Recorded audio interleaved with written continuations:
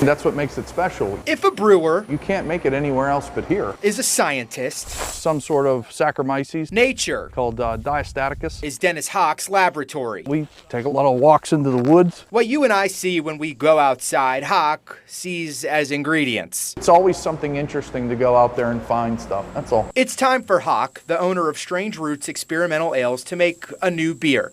Paul Gemperlein is a fan of Hock's work It's so cool. and told him he had a tree that produced berries right in his front yard. I think it changes the viewpoint that I look at things too. I mean, I didn't know these berries on the tree were even edible.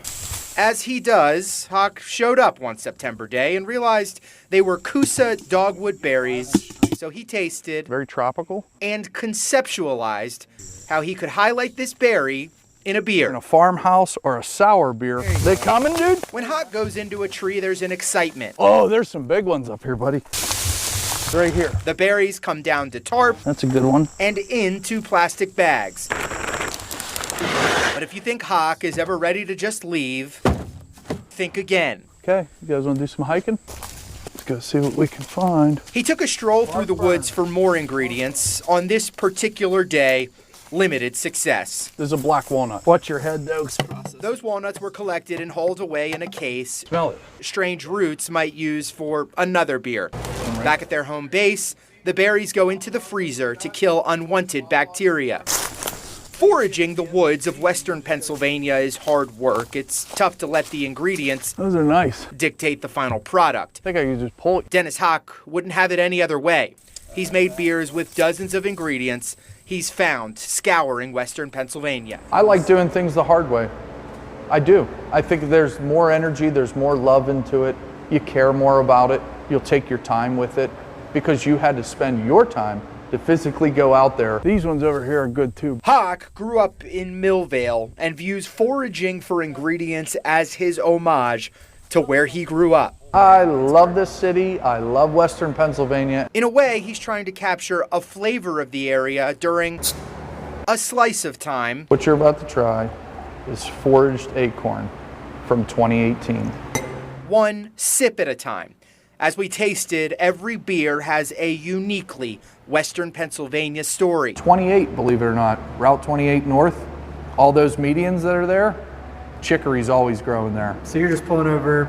Jumping out, I'm the weird guy grabbing flowers out of the ground. Collecting the Western Pennsylvania ingredients for a foraged Strange Roots beer is only the beginning.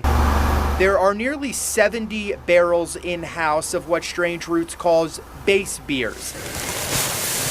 The head brewer makes different types. We'll wait about an hour and then see where it's at. Then a so-called blender will eventually mesh the base with the foraged ingredients. We're looking for something that's just going to pair well with it. George Kepler is the blender at Strange Roots. He's got the sophisticated palate that determines what our Coosa dogwood berries will go with best. I want it to hit every taste bud that I can in my mouth, so that's what all the swirling and swishing is for. To do this, he taps a handful of casks of pre-made base beers, then comes up with the right combination. These berries are thrown in with a farmhouse ale base. All right. The lid sealed, and then we wait. There's a ton of sheep sorrel around here too. From that day in the woods to tasting was about 2 months. Slow and easy. Some of Strange Roots beers age for years, depending on the type they make and whether it meets their standards. After all, Dennis Hock is a scientist, and this is his process, a labor of love. It's ideal. From climbing in trees in a front yard in Tarentum, those spiky-looking berries that you and I might not give a second thought to Forage to here. are now featured in a glass. Do you pick it up? Yeah. But did you taste the fruit up front? That like mango-y, tropical-y That's thing. exactly right. I'm loving the fact that you could taste all the fruit that we tasted that day. That's beautiful. These ones over here. There's a French word they use in the wine industry, terroir. It's the character, the soul of what grows in the ground in a particular region. Dennis Hock says that's all he's trying to capture, a flavor of home, a chance for a customer to drink a foraged beer and realize the love, the labor, and how truly Western Pennsylvania it all is. From concept to now, what is your thought when you taste a foraged beer? It gets me more inquisitive, and it gets me more excited about getting out there and finding the next thing.